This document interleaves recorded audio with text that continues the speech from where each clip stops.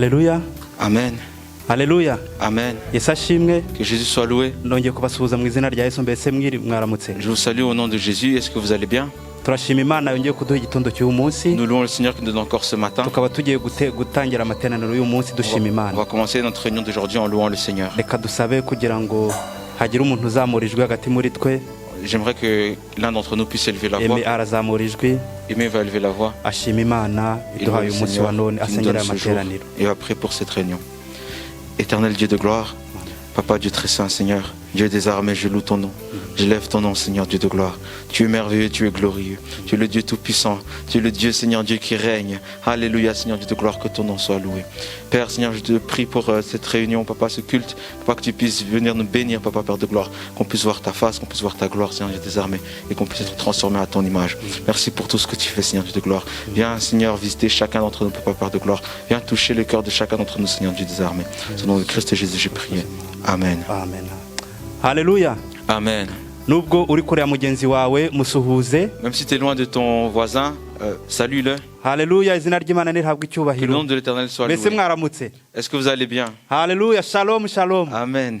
Ndabasuhuje mu izina rya Yesu. Je vous salue au nom de Jésus. Reka turirimbe indirimbo ya 204. On va chanter le chant 204. Ivuga ngo dore ibendera ya Yesu iramanitse. Qui dit voici la bannière de Jésus est élevée. Dore ibendera ya Yesu iramanitswe. Nguya raja uru yarcyongwa tabarabe. Ati yemwe ndaje ni mukomere. Kondi hamwe namwe ninde wabashobora. Koko ingabo za Satani zirakomeye. Tudafite umwami Yesu zaduhindura. Ati yemwe ndaje ni mukomere. Kondi hamwe namwe ninde wabashobora. Nshuti mwe dukurikire umucunguzi. Tumutumbire twizere ubutwari bwe. Ati yemwe ndaje ni mukomere. Kondi hamwe namwe ninde wabashobora. Nubwo intambara iturushya twe gucogora. Umva impundu ziravuze baranesheje. Ati yemwe ndaje ni mukomere. Kondi hamwe namwe ninde wabashobora. Ati yemwe ndaje ni mukomere. Kondi hamwe namwe ninde wabashobora. Ati yemwe. Il dit alors yemwe ndaje. J'arrive. Ndaje ni mukomere. Ndaje ni mukomere. J'arrive, soyez forts. Kondi hamwe namwe ninde wabashobora. Je suis auprès de vous, qui va vous vaincre? Mu ntambara ninde wabanesha ndi kumwe namwe. Dans la bataille, qui peut vous vaincre si je suis avec vous? Ninjye uzabarwanira intambara. C'est moi qui combattra pour vous. Ibendera ya Yesu. La bannière de Jésus. Ahari ibendera. Là où il y a la bannière, c'est qu'il y a la victoire. Que le nom de l'Éternel soit loué. Reka dusome tudatinze. Lisons sans tarder. Muri Yohana ibice 7 umurongo wa 24. En Jean chapitre 7 verset 24.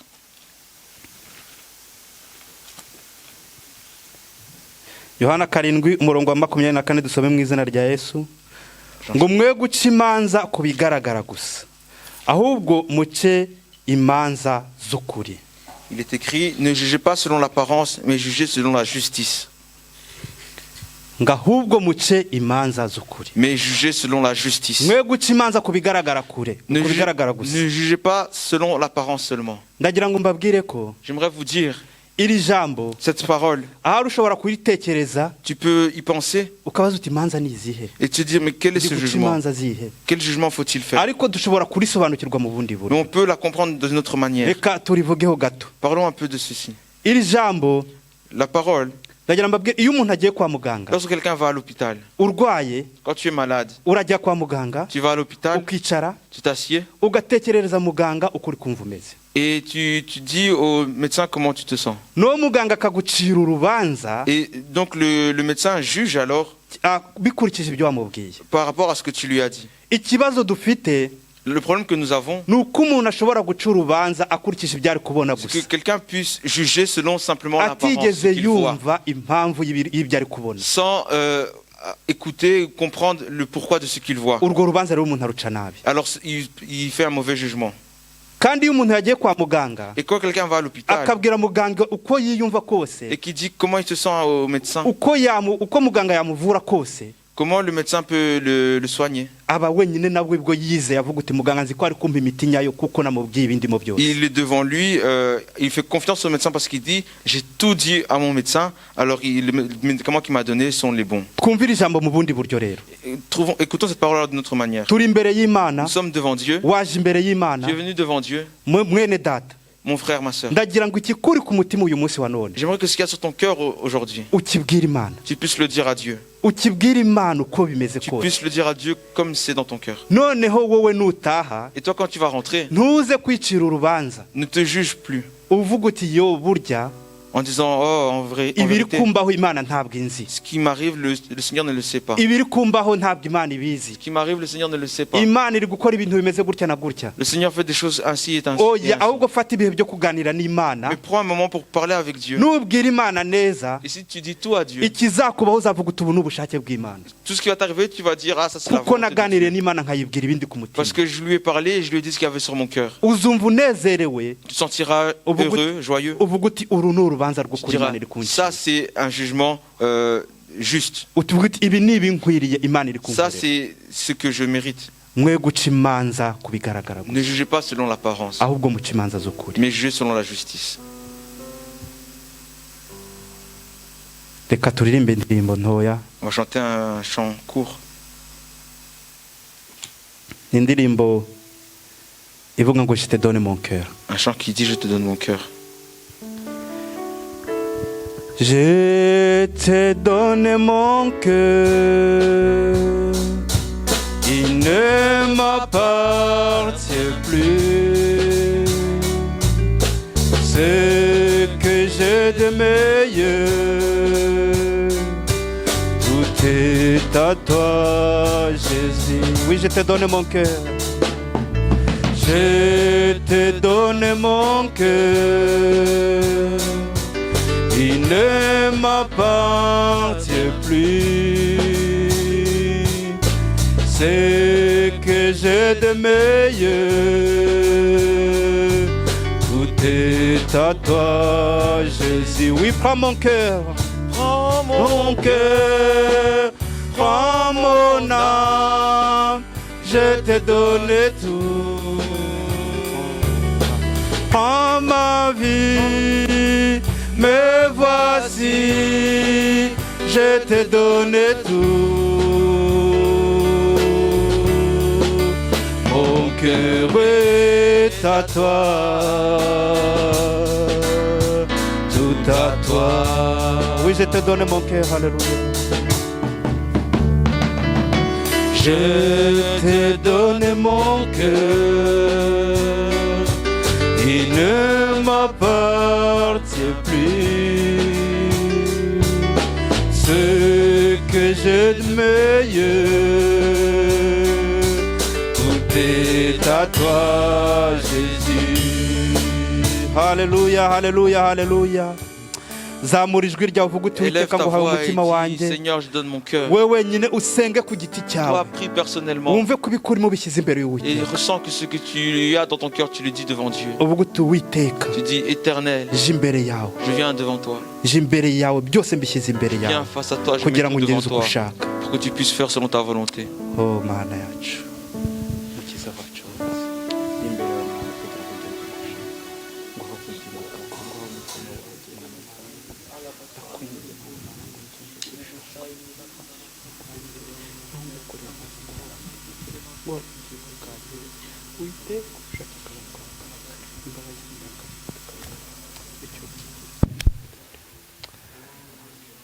amena amena amena reka dukomeze Nous allons continuer pasiteri avec le pasteur. Yesu ashimwe. Que Jésus soit loué. Yesu ashimwe. Que Jésus soit loué. Haleluya. Amen. Mushobora kwicara mu bwiza bw'Imana. Vous asseoir dans la gloire de Dieu. Mwaramutse neza. Bonjour à tous. Mwaryamye neza. Vous avez bien dormi? Amen. Amen. Amen, amen. Amen. Haleluya. Amen. Haleluya. Amen. Haleluya. Amen. Ndabasuje mu izina ry'umwami wacu Yesu. Je salue au nom de notre Seigneur Jésus. Mbere yuko dukomeza reka nsabe mushiki wacu Arima arashima Imana. Avant de continuer, demander à notre sœur Arima de louer le Seigneur.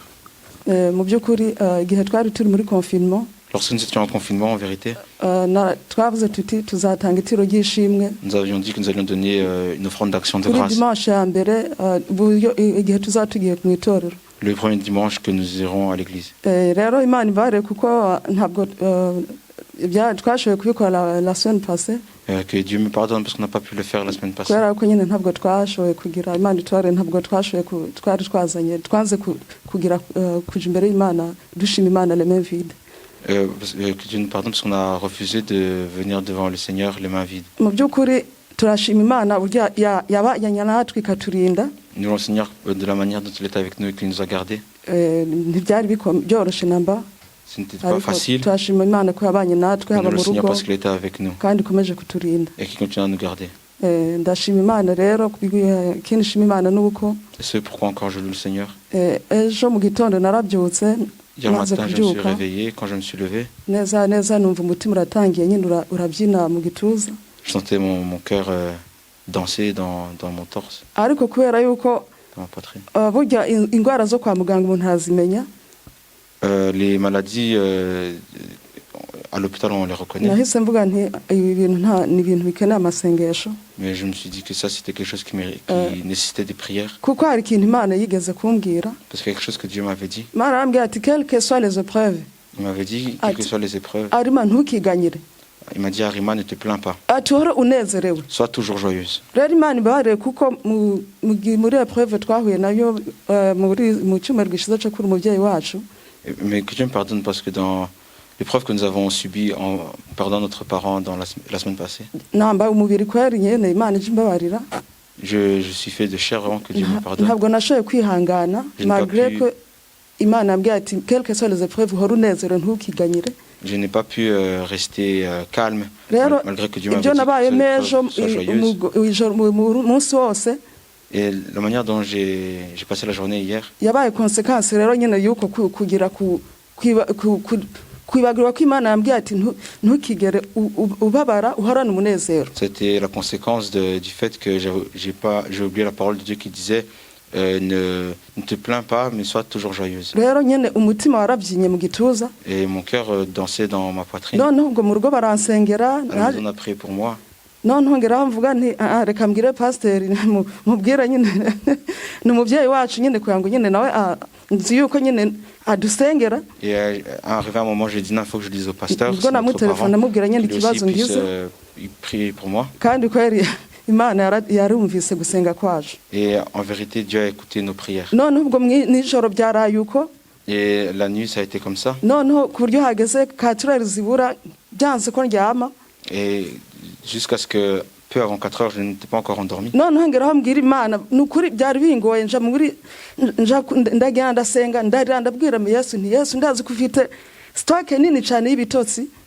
Et de sorte que après je suis parti prié, j'ai dit à Dieu, je sais que tu as un grand stock de sommeil. ndababwira nti ndakwingiza ibitotsi pe Alors je t'en supplie, donne-moi du sommeil. noneho ubwo mpita nsubira mu gitanda Je retourne ariko dans mon muri lit. ibyo byose nyine umuntu aba yijesheje avuga uti ndeba marotse n'ubwo umutima wahagarara nta kundi nyine nigendera. Je sentais que d'un moment à l'autre, le cœur pouvait s'arrêter. ariko Yesu ntabwo yabyemera kuko igihe ntikiragera ko ngenda.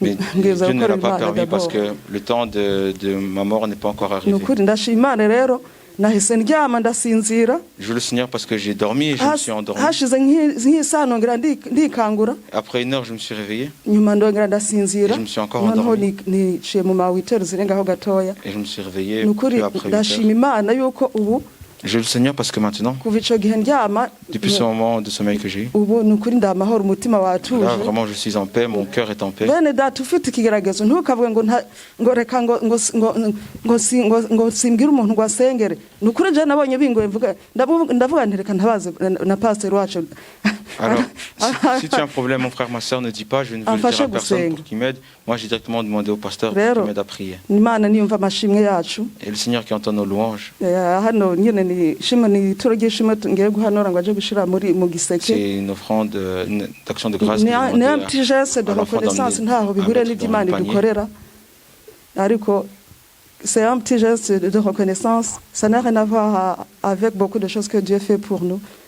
Icyubahiro kigarukira Uwiteka. Toute la gloire est à l'Éternel.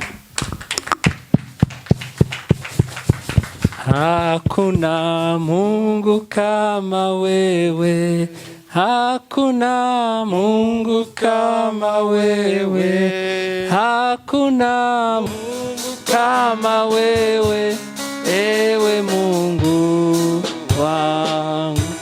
Sasa twasema asante, sasa twasema asante, sasa twasema asante, ewe Mungu wangu. Haleluya. Amen. Imana yacu ni Imana Notre ikiza. Dieu est de Dieu qui guérit. Haleluya. Ngo mu mibyimba ya Yesu niho Dans dukirizwa. sur de Jésus, c'est là que nous Ni sommes Imana guéris. itabara, C'est un Dieu qui sauve. ni Imana ihoza amarira. C'est un Dieu qui essuie les larmes. Haleluya. Amen. Niyo mpamvu C'est pourquoi, ari Imana yacu nyine. pour notre Dieu, Haleluya. Amatangazo les annonces, ndabibutsa yuko duterana kwa gatatu no kwa je gatanu vous rappelle qu'on se réunit le mercredi et le kuva saa vendredi 12:00 kugera saa moya de n'igice. 18h à 19h30. Tugira inyigisho ebyiri ku cyumweru. Nous avons 2 cultes le dimanche. Inyigisho za mbere zitangira saa 3 kugera saa 4:15. Le premier culte débute de 9h à 10h15. Iza kabiri ni izi ngizi Et le deuxième, c'est celui de maintenant. zitangira saa 5 zikageza saa 6:15. Commence de 11h jusqu'à midi 15. Jésus, par ton sang précieux, a levé mon iniquité. Regardez-moi du haut des cieux, dis-moi que tu m'as pardonné. J'ai longtemps erré, kérubin, mais j'entends ta voix qui m'appelle. Au pied de ta croix maintenant, tout conflit brisé, je me chantons blanc, blanc, plus blanc que neige. Pascazia, wagenda ugafata biriya biri inyuma ukabijyana mu gikoni. Plus blanc que neige, lavé dans le sang. Reka Pascazia bikore mu diakoni. Je serai plus blanc que la neige. Oh le fardeau, oh le fardeau de mon péché. Dieu très saint et trop grand pour moi. je vais en être délivré. À cette heure, au réveil de toi. Jésus vient. Jésus vient, sois ma délivrance. Seul tu peux calmer ma souffrance. Au pied de ta croix maintenant, tout conflit brisé, je me rends.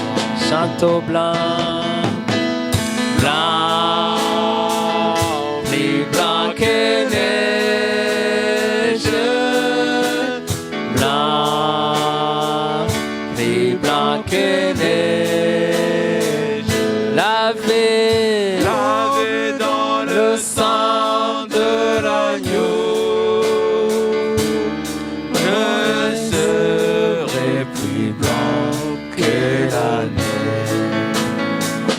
Chantons blanc, plus blanc que neige, blanc, plus blanc que neige, lavé dans le sang de l'agneau, je serai plus blanc que la neige. Turirimbe n'indirimbo ya 13 mu gakiza. Chante également le chant numéro 13, la deuxième partie. Nituyirangiza, Après avoir fini ce chant, Alicia araza gusenga Imana, Alicia va prier, asengera umwigisha, priant pour le prédicateur ashima n'Imana kubw'ifunguro ryera et en tumaze louant Dieu gufata. pour la Sainte Seine que nous venons de prendre. Mwana w'Imana Yesu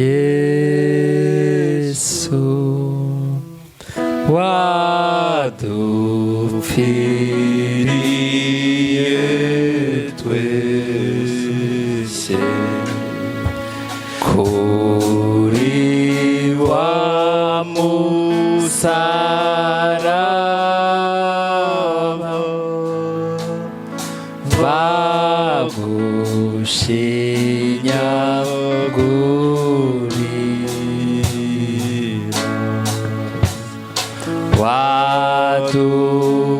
wadukuye w'ibyaha kandi utsinda n'urupfu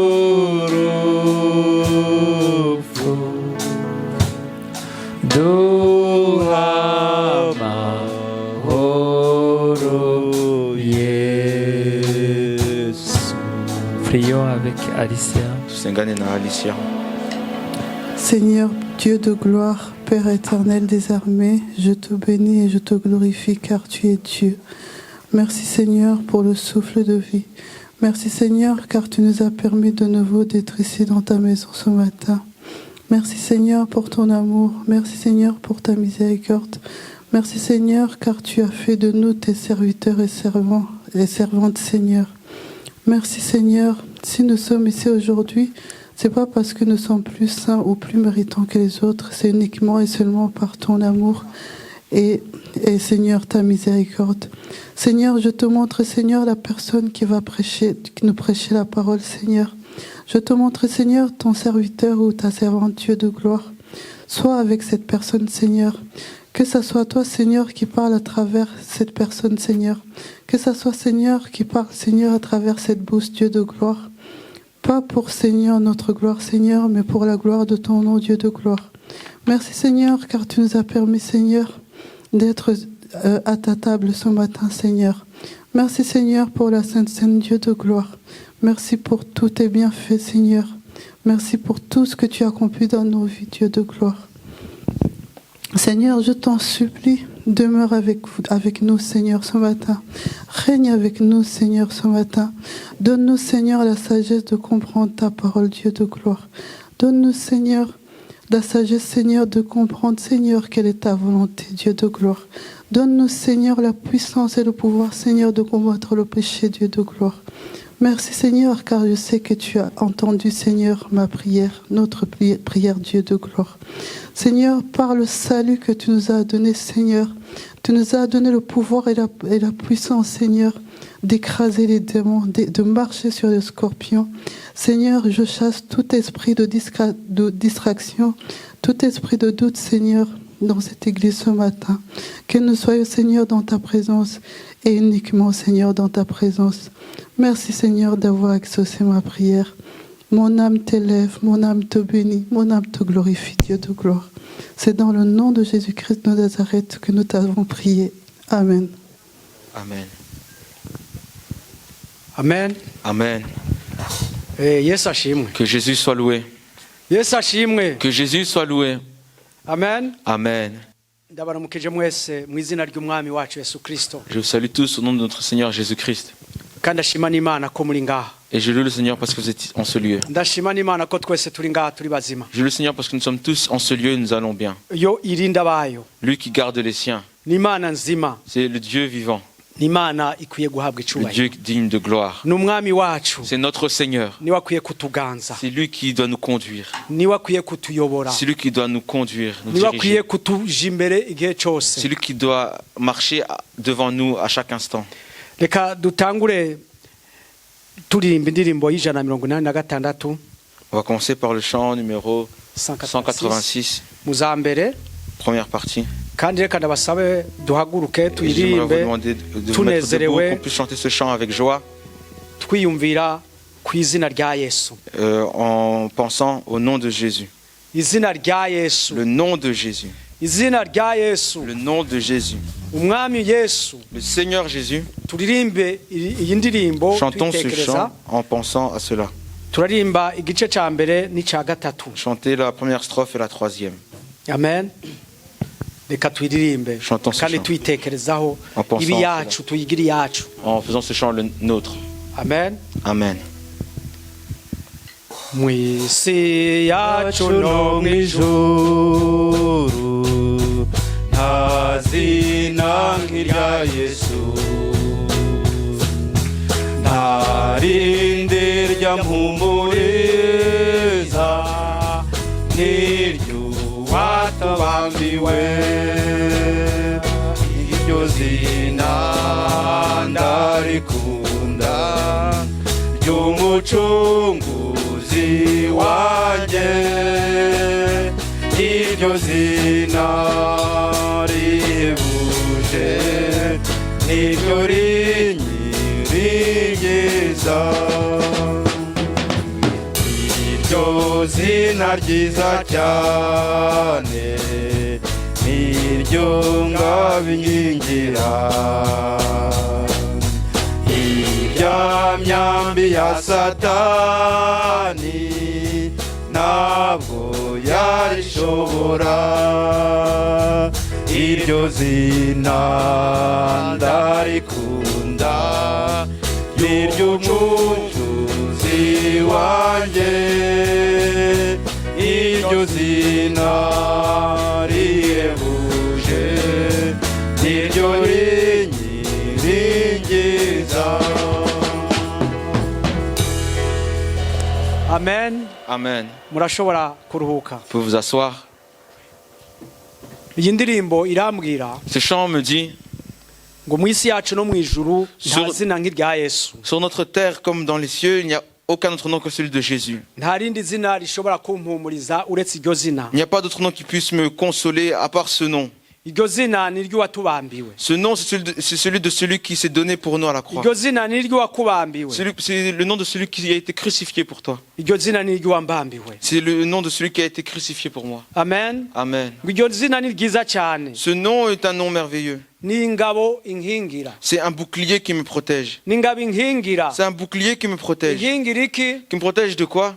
Ya myambi ya Satani. Des flèches de Satan. Satani yama yohereza iyo myambi Il peut envoyer bisi ses flèches toute la Ariko, journée, tout le temps. kubera iryo zina Mais par ce nom, grâce à ce nom, Satani ntabwo angema ntabwo iyo myambi ishikira. ces flèches ne peuvent pas m'atteindre. niyo mpamvu iryo zina ari izina rihambaye. C'est pourquoi que ce nom est un nom merveilleux. Iryo zina niryo tugomba tuvuge uyu munsi.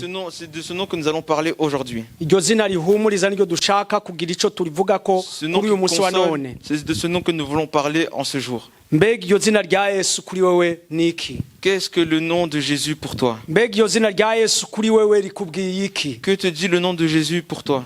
Iryo zina rya Yesu kuri wewe rikubwiye iki? Que te dit le nom de Jésus? Reka tubirabira hamwe mu butumwa bwiza bwa Matayo. On va le voir ensemble dans l'évangile de Matthieu, Ibice 16 le chapitre 16, umurongo wa 13 kugera ku wa 17. versets 13 à 17. Matayo ibice 16 Matthieu, chapitre 16, umurongo wa 13 kugera ku wa 17. versets 13 à 17. Yesu aja mu misozi ihera Kaisariya mu bwa Filipo, abaza abigishwa biwe ati abantu bagira ngo umwana w'umuntu ndinde. Nabo bati bamwe bagira ngo uri Yohana umubatizi, abandi ngo uri Eliya, abandi ngo uri Yeremiya cyangwa umwe mu bavugishwa n'Imana. Arababaza ati ariko mweho mugira ngo ndinde? Ati mweho mugira ngo ndinde? Simoni Petero aramwishura ati uri Kristo, umwana w'Imana nzima. Yesu aramubwira ati uri umuhirwe Simoni mwene Yona, kuko atawe inyama n'amaraso yabiguhishuriye ariko ni data wo mu ijuru. Amen. Amen. Jésus étant arrivé dans le territoire de Césarée de Philippe, demanda à ses disciples, qui suis-je au dire des hommes, moi le Fils de l'homme? Ils répondirent, les uns disent que tu es Jean-Baptiste, les autres Élie, les autres Jérémie ou l'un des prophètes. Et vous, leur dit-il, qui dites-vous que je suis? Simon-Pierre répondit, tu es le Christ, le Fils du Dieu vivant. Jésus, reprenant la parole, lui dit, tu es heureux, Simon, fils de Jonas, car ce ne sont pas la chair et le sang qui t'ont révélé cela, mais c'est mon Père qui est dans les cieux. Amen. Amen. Amen. Yesu yagiye aja mu misozi. Jésus était dans un territoire, sur une montagne, Yagiye agenda avuga ubutumwa. où il annonçait la parole de Dieu. Aha Bibiliya itubwiye yuko yagiye mu misozi ihera i Kaisariya mu bwa Filipo. Ici, la Bible nous dit que dans le territoire de Césarée de Philippe, Yesu yarigisha. Jésus enseignait. Yo mpamvu Bibiliya imwita umwigisha. C'est pourquoi la Bible parle de lui comme un enseignant, Mwita comme d'un enseignant. maître. Il l'appelle maître, Kuko yari afise abigishwa biwe. parce qu'il avait ses disciples à lui. Aho yagenda hose abigishwa biwe baramukurikira. Partout où il allait, ses disciples le suivaient. Akumva ivyo abwira abantu, ubutumwa bwiza avuga. Et il avait cette bonne nouvelle qu'il racontait aux gens. Hanyuma ariko akaza no gufata kanya akegera abigishwa biwe bakaganira by'umwihariko. Mais il prenait un moment à part avec ses disciples pour qu'ils puissent parler les uns avec les autres. Agakomeza akabigisha Et continuer à leur ariko enseigner. bakaronka n'umwanya wo kumwibariza ibibazo byabo. Et eux également avaient ce temps de questions, leurs questions qu'ils posaient à Jésus. Bivuga yuko nawe C'est-à-dire que toi aussi, niba uri umwigishwa wa Yesu, si tu es un disciple de Jésus, ukwiye kugira umwanya ukiherana na tu Yesu devrais avoir un moment où tu es seul avec Jésus akakuganiriza. pour qu'il te parle. Hanyuma Yesu rero agera igihe kubera ko yari afise abigishwa Et donc Jésus, à un moment donné, comme l'avaient ses disciples, akora nk'akantu ka evaluation, test il a d'evaluation. fait un test, une évaluation. Arababaza ati mbega abantu banyita ngo ndinde? Il a dit, au dire des hommes, qui suis-je? Qui disent-ils que je suis? Umwana w'umuntu ndinde? Moi, le Fils de l'homme, qui disent-ils que je suis? Hanyuma Yesu ababajije ico kibazo, Quand Jésus leur a posé cette question, ubwa mbere yise umwana w'umuntu. il s'est appelé tout d'abord Fils de l'homme. Kuko Yesu nivyo yari umwana w'umuntu Parce que Jésus, il était Fils de l'homme, ijana ku ijana. à 100%. Akaba n'umwana w'Imana Et il était Fils de Dieu, ijana ku à ijana. 100%. Ariko iki kibazo cari gikomeye Mais cette question était difficile, kuko nticari gisanzwe mu bibazo yari asanzwe ababaza. parce que ce n'était pas une question habituelle. Yarabaza ati mbega umwana w'umuntu bavuga ko ndinde? Il a dit, alors moi, le Fils de l'homme, qui suis-je au dire des hommes? Kuko Yesu yiyita umwana w'umuntu. Parce que Jésus s'est appelé Fils de l'homme. No muri Bibiliya byanditswemwo. Et dans la Bible, c'est également inscrit. Hari n'ahanditswe ko ari umwana wa Adamu. Ailleurs, il est écrit qu'il est le fils d'Adam. Kandi muri Bibiliya abasobanuzi ba Bibiliya bavuga yuko izina umwana w'umuntu ryanditswe inshuro 84 mu butumwa bune.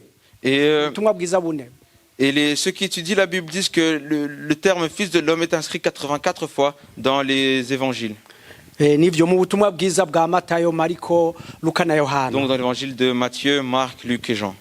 Ariko haraho yitwa umwana w'Imana. Mais ailleurs, il est inscrit qu'il est le Fils de Dieu. Haraho yitwa umwana w'ikinege yavuye kwa data. Il est écrit aussi qu'il est le Fils unique venant du Père. Haraho yitwa umwagazi w'intama w'Imana. Ailleurs, il est écrit qu'il est l'agneau de Dieu. Haraho yitwa umwana w'isumba byose. Ailleurs, il est écrit qu'il est le Fils du Très-Haut. Ayo n'amazina yose ya Kristo, ya Yesu. Tous ces noms sont les noms de Jésus. Haraho yitwa uwera wa Isirayeli. Ailleurs, il est écrit qu'il est le Saint d'Israël. Haraho yitwa jambo w'Imana. Il est aussi appelé Parole de Dieu. Haraho yitwa intare yo mu muryango wa Yuda. Il est aussi appelé le Lion de la tribu de Juda. Ayo yose n'amazina ya Yesu. Toutes ces appellations appartiennent à Jésus. Hari n'ayandi mazina Yesu yitwa kubera kamere yiwe. Et il y a d'autres noms qu'on donne à Jésus à cause de son comportement, de sa personnalité. Kubera kamere yiwe y'umwana w'Imana, À cause de sa y'umwana nature bwiwe. divine. Ababaje ico kibazo rero, Et quand il a posé cette question, ngo mbega umwana w'umuntu bagira ngo ndinde. donc au dire des hommes, qui suis-je? Bamwe baravuga ati ni Yohana umubatizi. Certains disent que tu es Jean-Baptiste. Nivyo Yohana umubatizi yakoze ibitangaza nk'ivyo Yesu yari ariko C'est arakora. vrai, Jean-Baptiste a fait des miracles comme Jésus en a fait. Yohana umubatizi mwene Zakariya na Elizabeti Jean-Baptiste, le fils de Zacharie et Élisabeth, yujujwe mpwemu yera akiri mu nda ya nyina. il a été rempli du Saint-Esprit dans le ventre de sa maman. Murumva ko atari umuntu Vous asanzwe. voyez que ce n'était pas une personne ordinaire. Yesu aramushingira n'intahe. Et Jésus témoigne de lui. Aravuga ngo mu bavyawe n'umugore ngo ntawuruta Yohana. Il dit dans ceux qui sont nés d'une femme, ceux qui proviennent d'une femme, il n'y a aucun qui est supérieur à Jean-Baptiste. Ntabwo tubisoma ariko byo mwabibona muri Luka ibice ndwi umurongo wa 48. On ne va pas le lire, mais on peut le voir en Luc chapitre 7 au verset 38. Yohana rero yari yazanywe no gutegura inzira ya Yesu. Jean était venu pour préparer le chemin de Jésus. Akigisha ukubatizwa ko kwihana abantu bakure kw'ivyaha. Il enseignait le baptême de repentance pour que les gens puissent quitter le péché. Abandi bakavuga ngo Yesu ni Eliya. D'autres disaient Jésus c'est Élie. Naho nyene Eliya uravye ivyo yakoze. Élie également, si on regarde ce qu'il a fait, yakoze ibitangaza. Il a fait des miracles. Élie yarasenze imyaka 3 n'igice imvura irabura. Il a prié et pendant 3 ans et demi, la pluie n'est plus tombée. Murumva ko nawe yakoze ibitangaza. Vous voyez qu'il aussi a fait des miracles. Abandi nabo bakishura ngo ni Yeremiya. D'autres ont répondu qu'il est Jérémie. Yeremiya nawe umuvugishwa n'Imana. Jérémie également c'est le prophète de Dieu. Abandi bakavuga ngo numwe mu bavugishwa n'Imana. Et d'autres disaient que c'est l'un des prophètes. Ariko ico bose bahurizako. Mais là où chacun se rejoignait, nuko yari umuntu kimwe n'abandi, c'est que c'était une personne semblable aux autres, akorera Imana nka Yohana umubatizi, qui œuvrait pour Dieu comme Jean le Baptiste, akorera Imana nka Eliya, qui œuvrait pour Dieu comme Élie, akorera Imana nka Yeremiya, qui œuvrait pour Dieu comme Jérémie, akorera Imana nk'umuhanuzi wese, qui œuvrait pour Dieu comme les autres prophètes, ariko agakora ibitangaza, mais qui faisait également des miracles. Amen. Amen. Yesu arahindukira ikibazo. Et Jésus a changé la question. Kuko icyambere cyari kibazo ngo mbe banyita ngo ndinde. Parce que la première c'était que au dire des hommes qui suis-je? Bita umwana w'umuntu ngo ninde. Comment m'appelle-t-on moi fils de l'homme? Arabahindukiza ikibazo ati none mwebwe munyitani. Il a changé la question, il a dit et vous, qui dites-vous que je suis? Mugira ngo ndinde jewe. Qui dites-vous que je suis? Kuko biroroshe kuvuga abandi. Parce que c'est facile de parler à la place des autres. None mweho bite. Mais vous alors? None wewe gute? Toi, c'est comment? Wewe gute wita Yesu niki kuri wewe? Toi, comment appelles-tu Jésus?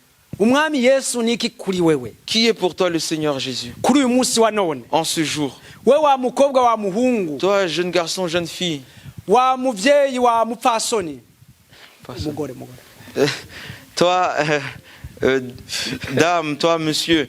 Comment appelles-tu Jésus? Wa mushinga nawe wa mupfasoni. Toi, monsieur, toi, madame, comment appelles-tu Jésus? Wibaza ko Yesu ari ndi uyu Tu munsi. penses que qui est Jésus aujourd'hui? Wewe uri ngaho uyu munsi wibaza ko Yesu ari iki? Toi qui es ici en ce jour, tu penses que qui est Jésus? Uyu munsi ndifuza Aujourd'hui, j'aimerais ko buri wese ataha afise inyinshi tomoye. que chacun puisse rentrer en ayant une bonne réponse. Afise igisubizo kuri ico kibazo que chacun ait une réponse à cette question. ngo umwana w'umuntu ndinde kuri wewe. Moi, fils de l'homme, qui suis-je pour toi? Aho rero Simoni Petero iminsi yose niwe yakunda guca aja imbere. Et Simon Pierre, comme d'habitude, il aimait se mettre devant. Yaca arishura. Et il a répondu. Aravuga turi Kristo umwana w'Imana nzima. Il lui a dit, tu es le Christ, le Fils du Dieu vivant. Umwana w'Imana nzima. Le Fils du Dieu vivant. Ubwo bivuga yuko C'est-à-dire, harabandi bataraba Imana nzima. il y a d'autres qui ne sont pas des dieux vivants. Donc hari izindi mana zitari Imana nzima. Il y a d'autres dieux qui ne sont pas des dieux vivants. Hari Imana zapfuye kera. Il y a des dieux qui sont morts il y a longtemps. Hari Imana zitavuga. Il y a des dieux qui ne parlent pas, Zitumva. qui n'entendent pas, Zitagira ubuzima. qui n'ont pas de vie.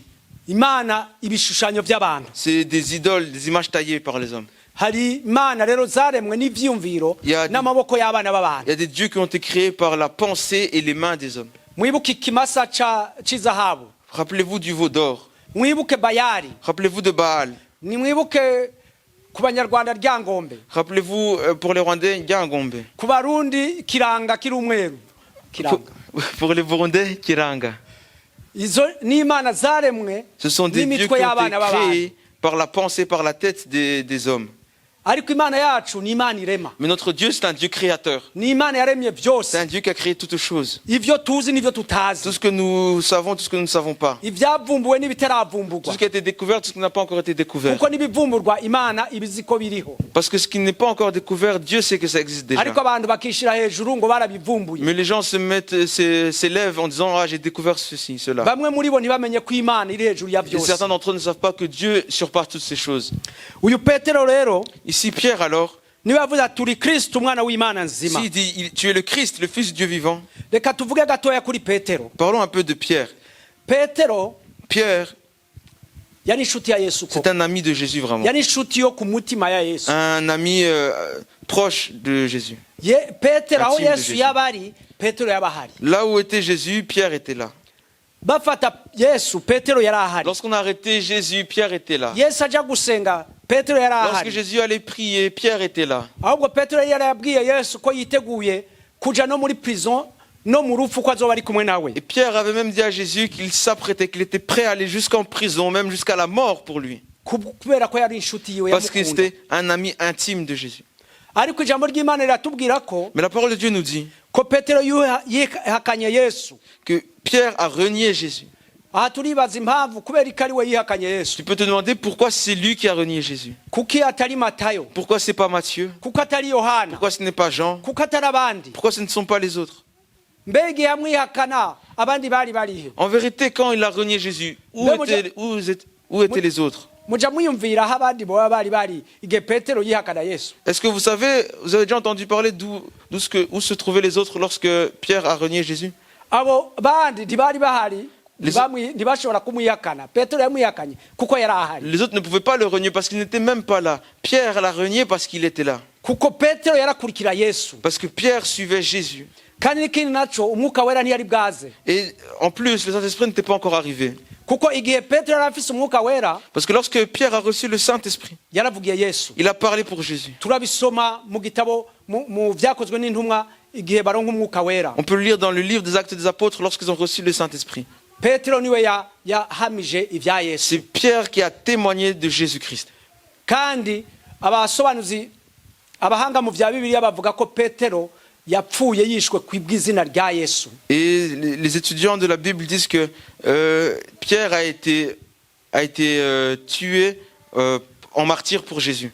Nivyo kandi ngo yanga ko bamubamba nka Yesu umwami wiwe avuga ati bambambe bancuritse. Et il a refusé d'être crucifié comme son Seigneur Jésus. Il a demandé qu'il soit crucifié la tête à l'envers, la tête en bas. Petero yarakunda Yesu nubwo yamwihakanye. Pierre aimait Jésus même s'il l'a renié. Petero avuga turi Kristo umwana w'Imana. Pierre a dit tu es Christ, le Fils du Dieu vivant. Kristo rero bisobanura Mesiya. Et Christ ça veut dire Messie. Bisobanura asizwe amavuta. Ça veut dire celui qui a été oint. Uwarobanujwe amavuta. Celui qui a été oint d'huile. Abami bose ba Isirayeli Tous les rois d'Israël barobanuzwa amavuta. ont été oints d'huile. Babamenako amavuta. On leur versait de l'huile.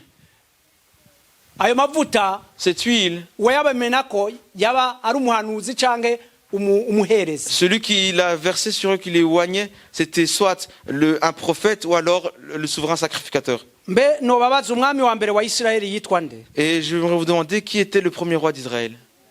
Nanje ntanguye kubaza nk'umwarimu. Moi aussi, je demande comme un enseignant. Ni Sawuli nivyo. C'est Saül, vous avez raison. Sawuli yarobanujwe amavuta Saül a été oint d'huile n'umuhanuzi Samweli. par le prophète Samuel. Umwami wa kabiri w'Abisirayeli ni Le Dawidi. deuxième roi d'Israël, c'est David. Nawe yarobanujwe amavuta Lui également a été oint d'huile n'umuhanuzi Samweli. par le prophète Samuel. Umwami wa gatatu wa Isirayeli Le troisième roi d'Israël, ninde? c'est qui? Salomo. Voilà, Salomo. Salomo. Salomo nawe yarobanujwe amavuta Salomon également a été oint d'huile n'umuherezi yitwa Sadoki. par le sacrificateur qui s'appelle Tsadok. Aha rero Kristo we yarobanujwe amavuta n'uwe muhe muhanuzi. Et Christ alors, par quel prophète a-t-il été oint d'huile? Kuko Kristo ni umwami, Car Christ est roi. ariko uwo mwami ntabwo yarobanujwe amavuta Mais ce roi n'a pas été oint d'huile n'umuhanuzi canke umuherezi wo kuri iyi si. par un prophète ou un sacrificateur de la terre. Reka dusome ijambo ry'Imana Lisons la parole de Dieu mu Vyakozwe n'Intumwa ibice 10, en Actes chapitre 10. turabire hamwe uko Yesu yarobanujwe amavuta. Regardons ensemble comment Jésus a été oint. Ivyakozwe n'Intumwa Actes chapitre 10. ibice 10 umurongo wa 36 kugera kwa 38. Actes chapitre 10, versets 36 à 38. Reka mwene data Aime abanza asome mu Que notre Gifaransa. frère Aimé puisse lire d'abord en français. Il a envoyé la parole aux fils d'Israël en leur annonçant la paix par Jésus-Christ, qui est le Seigneur de tous. Vous savez ce qui est arrivé dans toute la Judée après avoir commencé en Galilée, à la suite du baptême que Jean a prêché. Vous savez comment Dieu a oint du Saint-Esprit et de force Jésus de Nazareth, qui allait de lieu en lieu faisant du bien et guérissant tous ceux qui étaient sous l'empire du diable, car Dieu était avec lui. Ijambo Imana yatumye ku Bisirayeli ivugisha Yesu Kristo ubutumwa bwiza bw'amahoro, niwe mwami wa bose. Iryo jambo mwebwe murarizi, ryamamaye i Yudaya hose, ritangura i Galilaya hanyuma y'umubatizo uwo Yohana yigishije, rivuga ibya Yesu umunyanazareti, ingene Imana yamusutse ko mpwemu yera n'ubushobozi, akagenda agirira abantu neza, agakiza abo bose wa murwanizi atwaza amanyama, kuko Imana yari kumwe nawe. Amen. Amen. Aha rero turabibona mu ijambo ry'Imana On voit ici dans la parole de Dieu ko Yesu umunyanazareti, que Jésus de Nazareth, Imana yamusutse ko mpwemu yera. Dieu l'a oint du Saint-Esprit. Nukuvuga ko abandi barobanuzwa amavuta asanzwe azwi, C'est-à-dire que les autres étaient oints d'une huile connue, ordinaire. ariko Yesu yarobanujwe umwuka wera. Mais Jésus a été oint par le Saint-Esprit. Yesu yasutsweho ubushobozi. Jésus a été oint de force. Yesu yasutsweko inkomezi zo kugendagirira neza abantu. Il a été oint de force qui lui ont permis de faire du bien aux gens. Yesu yasutsweho inkomezi zo gukiza abo bose umugwanizi atwaza amanyama. Il était oint de force qui lui permettait de guérir tous ceux qui étaient sur l'empire du diable. Turabibona mu ijambo ry'Imana. Nous le voyons dans la parole de Dieu. Tumaze kubisoma. Nous venons de le lire. Kuko Yesu n'umwami rero. Car Jésus est roi. Mbega Yesu n'umwami kuri wewe? Jésus est-il roi dans ta vie, pour toi? Mbe Yesu n'umwami kuri wewe? Jésus est-il roi pour toi? Murabizi iyo umwami aganje, Vous savez, lorsque un roi dirige, nukuvuga ko aba atwara bose. c'est-à-dire que c'est lui qui dirige tout le monde. Umwami abatwara bose. Le roi, c'est lui qui règne sur tout le monde. Bivuga yuko utegeza kubahiriza amategeko yiwe. C'est-à-dire que tu dois écouter les commandements du roi. Bivuga ko utegeza kubahiriza amabwirizwa yiwe. C'est-à-dire que tu dois obéir à ce qu'il dit. Rero ubwami bwiwe Yesu, C'est-à-dire le royaume, celui de Jésus, ntabwo bugira iherezo. il n'a pas de fin. Reka tubisome On peut le lire muri Luka igice ca mbere umurongo wa 31 kugera ku 33. en Luc chapitre 1er verset 31 au verset 33. Luka ubutumwa bwiza L'évangile de Luc igice ca mbere chapitre 1er umurongo wa mbere wa 31 kugera ku 33. verset 31 à 33. haranditse ngo umve uzosama inda uvyara umuhungu kandi uzumwite Yesu azoba mukuru azokwitwa umwana w'isumba vyose kandi umwami Imana azomuha intebe y'ubwami ya sekuruza Dawidi ahangame mu nzu ya Yakobo ibihe bidashira ubwami bwiwe ntibuzogira iherezo. Et voici, tu deviendras enceinte et tu enfanteras un fils, et tu lui donneras le nom de Jésus. Il sera grand et sera appelé fils du Très-Haut. Et le Seigneur Dieu lui donnera le trône de David son père. Il régnera sur la maison de Jacob éternellement, et son règne n'aura point de fin. Ici, celui dont nous parlons, c'est le Seigneur Jésus. Le Seigneur Jésus,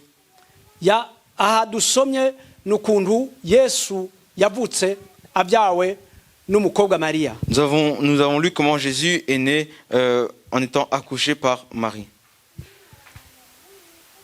Et Dieu a dit, en envoyant son ange, il sera grand et sera appelé fils du Très-Haut. Le Seigneur Dieu lui donnera le trône de David son père. Il régnera sur la maison de Jacob éternellement. Et son règne n'aura point de fin. Le règne de Jésus n'a pas de fin. Le règne de Saül a eu une fin. Le règne de David a eu une fin. Le règne de Salomon a eu une fin. Le règne de Baudouin a eu une fin. Le règne d'Albert II a eu une fin. Le règne de Philippe aura une fin. Mais le règne de Jésus n'a pas de fin. Amen. Jésus a répondu à Pierre après qu'il ait parlé. Après que Pierre ait dit, tu es Christ, le Fils du Dieu vivant. Jésus lui répondit, tu es heureux Simon. Tu es heureux Simon, fils de Jonas. Car ce ne sont pas la chair et le sang qui t'ont révélé. Ce n'est pas un homme qui t'a révélé cela. Ce n'est pas un fils de l'homme qui t'a révélé cela. Mais c'est mon Père qui est dans les cieux. Simon Pierre, c'est le Père qui est aux cieux qui lui a révélé que Jésus était le Christ. Personne d'autre ne lui a révélé cela.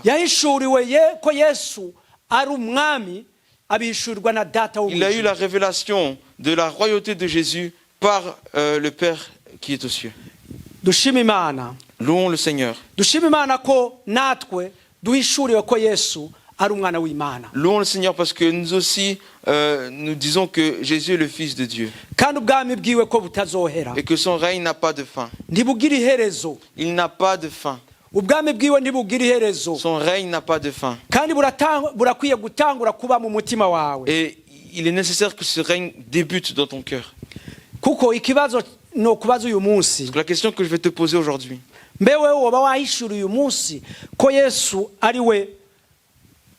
Peut-être tu as eu la révélation aujourd'hui que le règne de Jésus n'a pas de fin.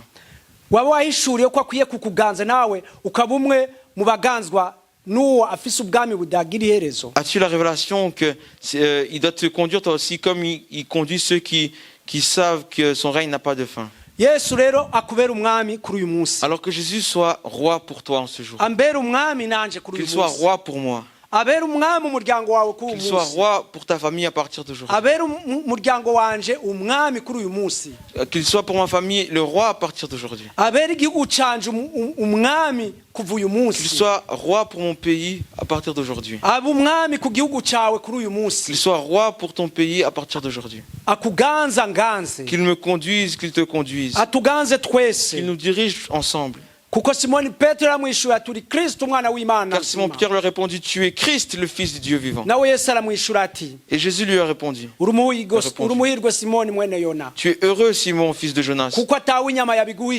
Car ce ne sont pas la chair et le sang qui t'ont révélé cela.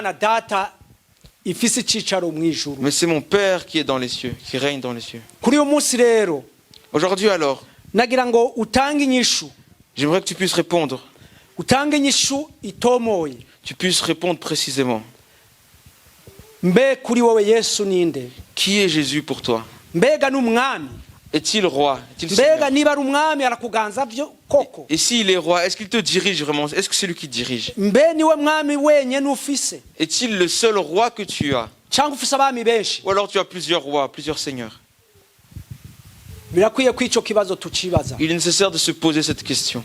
Niki Yesu kuri wewe kuri uyu munsi? Qui est Jésus pour toi aujourd'hui? Wishura ico kibazo. Réponds à cette question. Kandi wibuka ko ubwami bwiwe ntibugira iherezo. Et rappelle-toi que son royaume n'a pas de fin. Ubwo abana b'abantu bufise iherezo. Le règne des hommes ont une fin.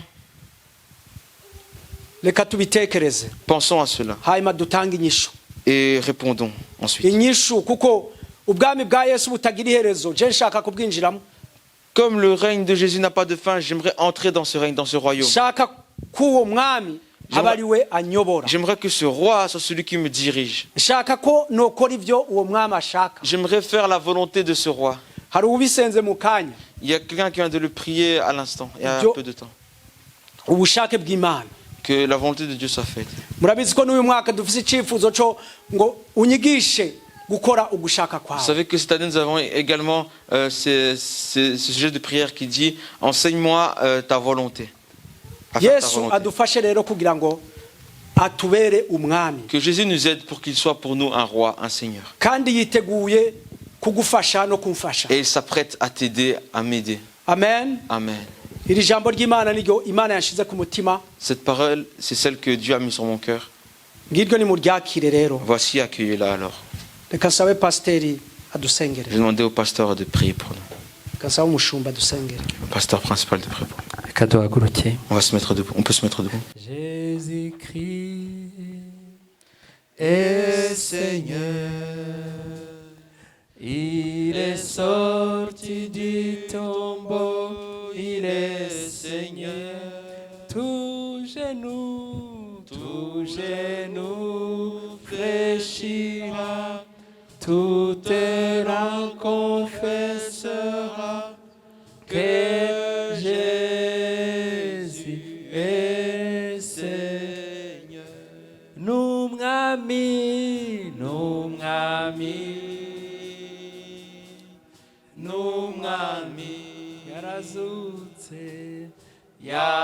yarazutse mu bapfuye n'umwami. Indimi zose zizezatura ko Yesu ari umwami. Yesu Kristo, Jésus-Christ, turagushimiye kuko uri umwami. te louons parce que tu es Seigneur. Uri Kristo, Tu es Christ. uri wowe wasizwe, Tu es celui qui a uri été oint. Mesiya, Tu es le uri Messie. umwami wacu, Tu es notre uri roi. umwami w'iri Tu es le torero, roi de uri l'Église. umwami w'ingo zacu, Le roi de nos uri foyers. umwami w'igihugu Le cyacu, roi de notre pays. uri umwami w'ubuzima bwacu. Le roi de notre vie. Turagushimiye Yesu. Nous te louons, Jésus. Ijambo ryawe ni ukuri, Ta parole est vérité. ijambo ryawe rifite imbaraga, Ta parole a de la ijambo puissance. ryawe rirubaka, Ta parole ijambo ryawe fortifie. rirasenya, Ta parole ijambo ryawe renverse. riraduhugura. Ta parole nous exhorte. Yesu uri umwami, Jésus, tu es Seigneur. Yesu uri umwami, Jésus, tu es uri Seigneur. umwami. Tu es Seigneur. Kuva isi yaba itarabaho, Depuis la création, même avant la création de la terre, uri umwami. tu étais déjà Na Seigneur. nyuma y'isi nimara kuvaho, Et lorsque la terre s'en ira, uzaguma uri tu umwami. resteras toujours Oh, Seigneur. nta mwami usa nawe. Il n'y a nul autre Seigneur que toi. Turagushimiye rero. Nous te louons alors. Turagushimiye Nous te louons umukozi wawe utugejeje rino pour ton jambo. serviteur qui vient de donner cette Mana, parole. tumusabiye umugisha Seigneur wawe. Dieu, nous le bénissons. Ugendana n'abigisha. De la bénédiction qui accompagne ceux Mana, qui ujye urumuha enseignent. ibyo guha ubwoko bwawe. Donne-nous toujours de quoi annoncer à ton peuple. Turagushimiye mwene data watuyoboye. Nous te louons pour le frère qui nous a Tumusabiye umugisha ugendana officié. n'abayobozi. Que tu puisses lui bénir la bénédiction qui accompagne ceux qui Turagushimiye officient. mwene data wainterprese. Nous te louons pour le frère qui a Muhe interprété. umugisha ugendana n'abenterprete. Bénis-le de la bénédiction qui accompagne ceux Mwene qui data interprètent. baducurangiye. Pour les musiciens, Tubasabiye umugisha wawe. nous demandons ta bénédiction. Mana, turagushimiye no kubw'ishimwe rya Rima. Nous te bénissons également pour l'action de grâce Mana, d'Arima. turamusabiye ngo ukomeze kumukomeza, Seigneur, nous te prions pour qu'elle continue à la fortifier. ukomeze kumuha imbaraga, Continue à lui donner la force. umurinde ibimurwanya byose, Garde-la de tout ce qui la combat. umurindane n'umuryango we, Garde-la, elle et son ari foyer. abari hano ari n'abari i Burundi, Pour ceux qui sont en ce pays et ceux qui sont au ukomeze Burundi. ubahoze amarira, continue à effacer leurs larmes. mana ndagushimiye kubwa mwene data wese waje hano Seigneur, je te prie, je te remercie pour chaque personne qui est venue en ce lieu. umuha umugisha wawe Que tu puisses le bénir. abafotoye ubaha umugisha Ceux qui ont photographié, que tu les abafashe bénisses. amajwi ubaha Ceux umugisha qui ont enregistré les voix, que tu umuntu les wese witanze bénisses. akaza mu nzu yawe Toute personne qui s'est donnée et qui est venue dans ta maison, rappelle-en toi, Seigneur. turagushimiye rero papa Te louons, Papa. wabanye natwe Tu as été avec kuva nous mu gitondo kugeza depuis kuri ce aya matin masaha. jusqu'à cette tugiye heure-ci. gutandukana Nous allons nous séparer. mana ugendane n'ubwoko bwawe Seigneur, marche avec ton peuple. umwuka wawe wera tuyobore Que ton Saint-Esprit tuzongere nous guhura conduise. kwa gatatu Qu'on puisse se revoir mercredi. dushima izina ryawe Louons ton nom. mu izina rya yesu tubisabye C'est au nom de Jésus que nous le demandons. amen Amen. mugendane n'umugisha w'imana Allez dans la paix du Seigneur.